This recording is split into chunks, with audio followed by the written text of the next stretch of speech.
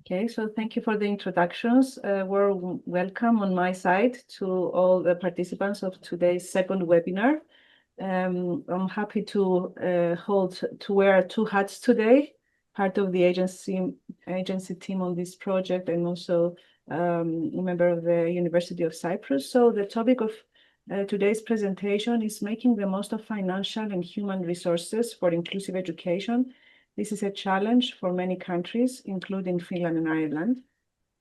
So I will start by referring to the principles of inclusive education very briefly. And then I will discuss the question, how are decisions about the allocation of financial and human resources linked with other decisions? Because this is not an issue that we should examine isolated from other related issues to inclusive education.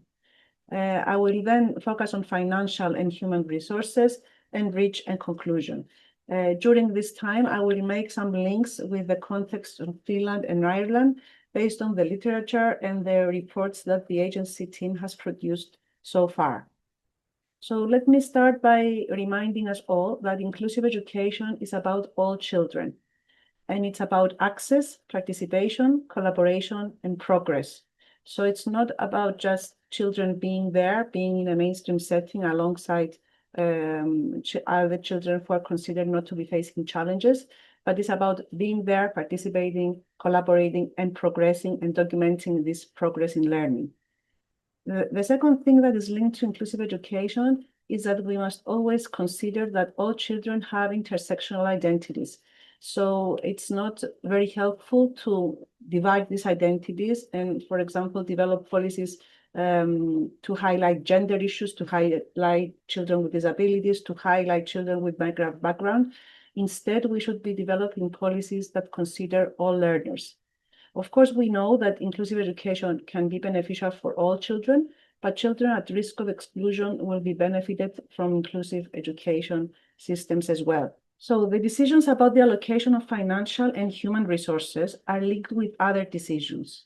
And given that many countries have been implementing systems of integration instead of inclusive education, they have gone far into developing policy frameworks that are comprised of different legislations that are scattered. For example, they may have general education legislation and also legislation for children with disabilities or other children who are considered vulnerable. They might also have separate curricula to address the individual differences of children. Other countries give emphasis on standardized assessments, and they also develop a system around it linked with financial resources. In many countries, support is still based on diagnosis, which is very relevant to the funding decisions that they need to make. And also, there are parallel systems of special and mainstream education systems funded separately. Last but not least, inclusive education rhetoric is adapted mainly by politicians, and this is reflected in legislation, to describe segregating approaches. And this is a trend we see in many countries nowadays, and it's documented in the literature. It's very common to name policies inclusive, but in fact, they promote segregation and integration. So if we focus now on the financial resources for inclusive education, we know that funding and resourcing inclusive education is critically important, but at the same time is massively neglected. There is a move towards inclusive education, but the allocation of financial resources remains unchanged in many countries. We are still at the phase that there's a need for labeling learners in order to secure funding, and this is not very helpful in inclusive education. The literature documents some funding models that are adopted by different countries. Of course, we need to acknowledge that there is a variation of funding models within and across many countries. So we can hardly say that one country follows one funding model. Usually it's a combination, and there are also some regional differences in some countries. The second point is that funding structures are strictly intertwined with conceptualizations of inclusive education in policy. And we have a study by Banks and his colleagues who compares 3 countries and their approach in funding and resource allocation. who identified how countries understand inclusive education in different ways, not always ascribing to the principles of inclusive education that I described at the beginning of this presentation. And so they make some funding decisions that are not promoting inclusive education. We know from the literature that there are some predominant resource allocation models which may be followed in combination, or one of the three may be predominant in some countries. These are the input funding model, the throughput funding model, and the output funding model. And I will share with you more information about each. We have a study from the European Agency, which went very deep in the country systems and recommends in the end that there's a need to achieve a balance between input and throughput approaches. So what is input funding model? It's the funding model that prioritizes the labeling of learners. So there is a need for an official decision in order to secure funding for different children. Also, special schools are not encouraged to act as resource centers because funds are allocated to special schools based on the number of learners enrolled. So this is a model that favors systems that prefer or tend to prefer segregating approaches for inclusive education. Then it's the throughput funding model, which promotes a whole school approach. So funding is provided to schools, and they are to decide how they could best support their students. In this throughput funding model, it's important to have governance and accountability mechanisms. Otherwise, it may not benefit all learners because there will not, the countries will not have a good idea of how this funding is spent in order to provide a good results and progress for all learners. And then it's the output funding model, where part of the funding depends on the learning outcomes of the schools. And these countries who adapt this model, maybe not on its own, but in combination with other models, usually favor the use of standardized tests that compare students' results and then compare schools' outcomes. The European Agency has tried to describe how we can combine some of these models, mainly the throughput and the input funding models, by developing this image that you can see on the right-hand side of the slide, and which basically describes that we need to start from general funding and resources allocated to schools to provide general education for all learners. And then moving on to the second level, there should be throughput funding for groups of learners that are at risk of failing, and then input funding for less learners that have individual, that need individual intensive additional support. This funding follows the idea of the three-tiered level framework of support, which was introduced by Finland and now slightly changing, and it's also very close to the Irish idea of funding. And of course, the European Agency has reached some findings from studying all the countries' approaches in funding. But if I can summarize or refer to two of those funding in relation to findings, in relation to input funding, it seems that schools in many countries connect the support of learners with an official decision of label. And this is true both for Finland and Ireland. But for Ireland, it seems that this becomes more important now because of some recent changes in policy that seem to promote special schools, attendance in special schools. In relation to throughput funding, according to the European Agency, many countries show weaknesses in governance mechanisms that prevent decentralized and flexible educational support. Again, this is true to an extent for both countries, but it mainly applies for Finland, and this is an issue that may be considered. So if we return back to the idea that the idea of inclusive education is linked with funding, and we can have a very brief comparison of the two countries, both Finland and Ireland have inclusive education as a stated commitment. So we know that's why both countries participate in this project and why they want to improve their policies towards inclusive education. They have slightly different systems of support.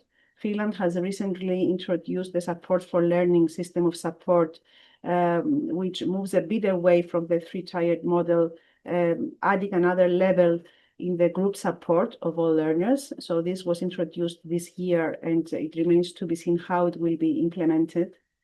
And Ireland has the continuous support, which is closer to the three-tiered model that I explained earlier. But both countries seem to have an increase in intensified and special support. You can see that for Finland stated there, and also in Ireland, we see an increase in the numbers of special schools and special classes in mainstream schools, and a high proportion of students are educated separately. In terms of funding, having described this idea of the countries on inclusive education, in Finland, it's mainly throughput funding. Input funding is followed in some cases. In Ireland, there's a combination of input and throughput funding, but because of the changes in both countries, it remains to be seen how this balance will remain. We would like this to be improved, for example, for Finland to have a good balance of throughput and input funding. And for Ireland, we need to wait and see whether this increase in attendance in special schools will lead to more input funding. So will inclusive education be implemented if more funds are allocated? This is a question that frequently comes up in this kind of discussions among teachers, among politicians, among all the education stakeholders. In the literature, we can see two approaches in policy. The relocation approach, which is the idea that more services and supports are needed, more educational assistance, more specialists in order to make inclusive education happen. So this requires more resources. If we take this approach and think that we need more and more to invest in inclusive education, which was the idea of the initial question that you had earlier in the poll. And then there's the transformative approach, which is the idea that learners' inclusion is linked with teachers' approaches of differentiated teaching and assessment. So we can think of the education different, use our human and financial resources in a way that will help us reach more and more students in inclusive settings rather than excluding them. Of course, we need to say that more and more governments, teacher unions, parents, political parties may have their own interests served by ascribing to the relocation approach of inclusive education. So we will see teacher unions asking for more resources, for more teachers to be hired, more educational assistants to be hired. We're not saying that they should not be hired if they are needed, but this is not always the solution. We need to look deeper into how classes work, how schools work, how teachers are educated, how they perform in their daily practice, and maybe go towards more transformative approaches. Moving on to the human resources for inclusive education, we need to start by saying that all school staff needs to be prepared for inclusive education. It's not only about teachers, it's of course teachers, but it's also school leaders, it's assistant, and also staff that is involved in education in other ways. So we need to ensure that everybody understands what inclusive education is and shows their commitment and preparedness to this goal. We know from the literature that teachers in many countries tend to feel unprepared for inclusive education. And I have a quote from Lani Florian here, who was the speaker in the previous seminar, who says, deeper consideration needs to be given to the power of the belief that teachers hold about human ability, teaching, learning, and specialist knowledge. So this describes how mainstream class teachers are usually educated to believe that they are prepared only for students without disabilities or without facing any challenges in learning. But in reality, Florian continues and says, and of course other colleagues and other scholars in the field, they have the skills to educate all children, and they should be able to use them. So that we need to pay emphasis in the preparedness of teachers and their feelings that they are prepared. Another point that is relevant here is that mainstream and special teachers feel that they have distinct role. And this is partly due to the separate tracks they have in their initial education at the university, where they have different paths, different degree in special education, a different degree in mainstream education. And as long as these two paths continue to exist, then they feel that they are prepared for different populations of learners. And this is not helpful in inclusive education.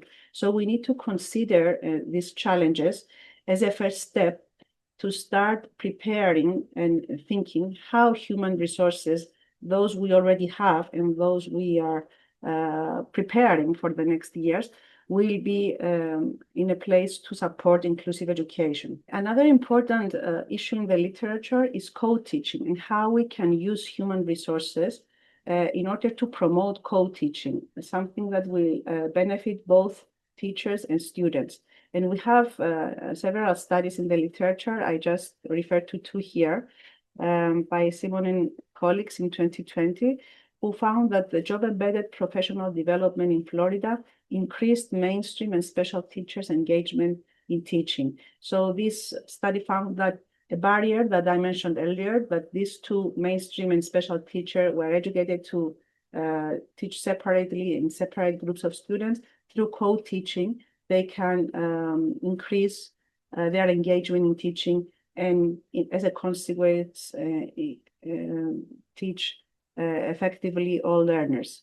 And a very recent meta-synthesis of Strongylos and his colleagues, who found that co-teachers believe co-teaching positively impacts students and teachers' learning. Its benefits include mutual learning between co-teachers, and challenges remain that hinder effective implementation. So it can be beneficial, but there are challenges, sometimes the challenges of time for coordination, sometimes finding the right pair to co-teach, combining it with differentiation strategies that may not be easy to follow in some schools. So it's beneficial, but there needs to be an investment in co-teaching for inclusive education. So what could be a solution there is to increase teacher professional learning opportunities for co-teaching, starting from initial teacher education programs who educate both mainstream and special teachers. They need to be educated for co-teaching, both of them, and how they could collaborate. And also in continuous professional development opportunities, which could be school-based and guided by some teams that are experts in co-teaching. We need to promote collaboration of teachers throughout the process, before, during, and after teaching. So we have in mind that in some cases, we may have two educators in a class, but they don't collaborate throughout these stages. So in this case, we don't have co-teaching. We have someone who assists learning or someone who may help particular children. This is not what we want. To address existing barriers, we want to resolve the challenges of having the co-teachers collaborate throughout the process of teaching. Then it's two other ideas in the field: the universal design for learning and differentiation. And as you can see in the image on the right-hand side of the slide, they should be acting as complementary.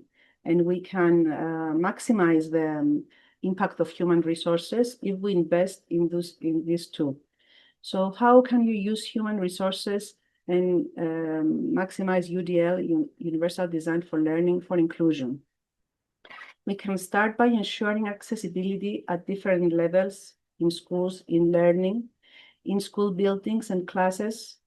So we don't have to reallocate resources at a later stage to make environments or classes accessible.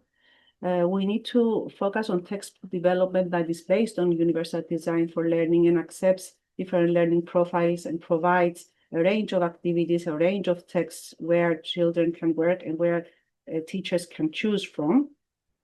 Educational material banks that would be very helpful for teachers to use rather than searching constantly for material for different learning profiles. And learning and communicating in different ways should be accepted in education systems.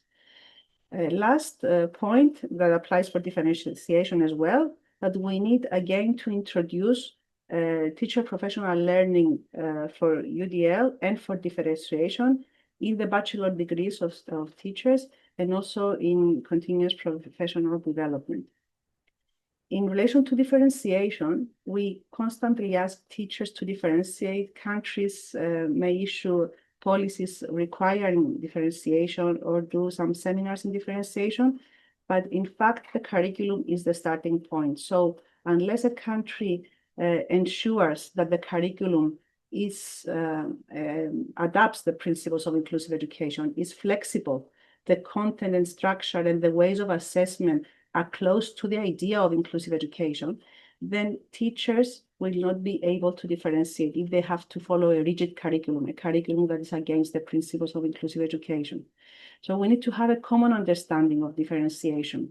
The ministries of education, the pedagogical agencies that develop policies or provide TPL opportunities, the universities and teachers, because we know that there are myths around differentiation. In the literature, we know that in many countries, for example, teachers believe that differentiating teaching is about individualizing teaching. Or we know that teachers are frightened to implement differentiation because they think that there will be a fuss in the classroom and nobody will be learning in the same way or the same content. So we need to invest in teacher professional learning for differentiation. And this could be school-based because it takes time for teachers to learn to work in a way that implements the principles of differentiation. This professional learning should be ongoing and linked to the co-teaching that we mentioned earlier. Moving towards the end of this presentation, I would like to share with you some common issues for Finland and Ireland in relation to resource allocation. So we think in the team, and I quote here some findings from the agency reports on the legislative framework of Finland and Ireland. And we think that the two countries need to address inequitable resource allocation and reduce compensation measures. This is measures taken because all the other preventative and intervention measures don't work. So for Finland, the special educational needs diagnosis is considered important to secure funding, although it's not mandatory to receive support. So one barrier is overcome. It's not mandatory, but it's still considered important. So this should be developed in the culture of the teachers and those who are in charge of allocating the resources, so that it's not always necessary to secure support. Also in Finland, there are considerable regional differences in the way resources are allocated, and this is a real challenge. And it's unclear whether the new system of support will act as a preventative or even intervention measure. So these issues need to be constantly reflected in relation to the decisions for funding. In relation to Ireland, access to resources, including enrollment in a special class or special school, are also allocated to the basis of special educational needs diagnosis. So the same challenge here as Finland.